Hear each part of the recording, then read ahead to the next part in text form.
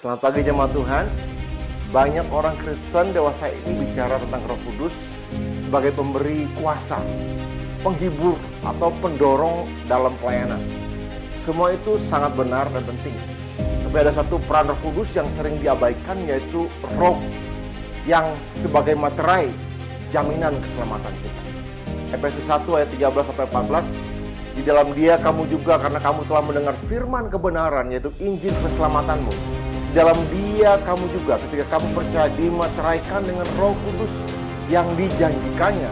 Dan Roh Kudus itu adalah jaminan bagian kita sampai kita memperoleh seluruhnya, yaitu penebusan yang menjadikan kita milik Allah untuk memuji kemuliaannya. Pertama adalah sebagai materai yang tak terlihat tapi pasti. Zaman dulu surat resmi disegel dengan materai raja sebagai tanda otoritas dari kepemilikan. Demikian pula saat kita percaya kepada Kristus, Allah memeteraikan kita dengan Roh Kudus, artinya kita sah milik Allah. Bukan materai yang kelihatan mata manusia, tetapi surga mengenal siapa yang sudah dimateraikan. Kita mungkin gagal, lemah, tapi materai itu tidak bisa dihapus oleh manusia atau iblis. Itu tanda bahwa kita tidak akan ditinggalkan. Yang kedua, jaminan masa depan yang pasti. Paulus menyebut Roh Kudus sebagai jaminan bagian kita.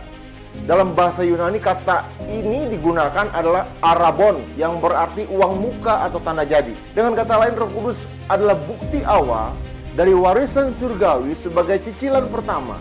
Roh Kudus adalah jaminan bahwa Allah pasti akan menyelesaikan apa yang sudah Dia mulai. Yang ketiga, hidup dalam keyakinan, bukan ketakutan. Banyak orang Kristen hidup dalam kekhawatiran. Apakah saya selamat? Kalau saya jatuh dalam dosa, apakah Roh Kudus pergi? Ingat, Roh Kudus adalah materai dan jaminan dari Tuhan sendiri.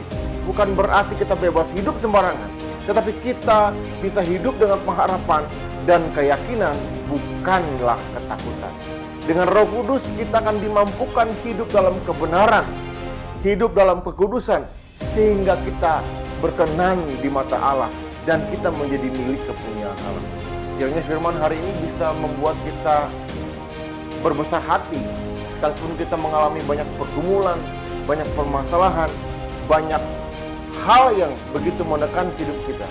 Ingat, Roh Kudus itu adalah materai yang Tuhan berikan di dalam hidup kita, yang menandakan bahwa kita adalah milik Allah seutuhnya. Ingatlah ini Bapak Ibu sekalian, hidup kita adalah milik Allah yang ditandai dengan Roh Kudus sebagai materai dalam hidup kita. Jika kita menyadari ini dalam hidup kita, maka kita tidak akan lagi hidup dalam keadaan takut, hidup dalam keadaan putus asa. Kita akan hidup dalam pengharapan. Kemudian kita akan sungguh-sungguh hidup dalam kebenaran. Karena ada sebuah jaminan bahwa kita ini adalah milik kepunyaan Allah. Maka kiranya ini mendorong kita untuk hidup dalam kebenaran, bukan lagi hidup di dalam dosa. Kiranya Tuhan menolong kita dan memimpin kita, memenuhi kita senantiasa. Tuhan memberkati. Bapa, terima kasih Tuhan untuk jemaat-Mu. Kami percaya kami sudah dimeteraikan dan menjadi milik kepunyaan Allah. Dan puji nama-Mu Tuhan, adalah kerajaan-Mu, jadilah kehendak-Mu. Penuhi kami semua Tuhan. Penuhi kami Tuhan dengan hadirat-Mu dimanapun kami ada. Dalam nama Yesus kami berdoa. Amin. Tuhan memberkati kita semua.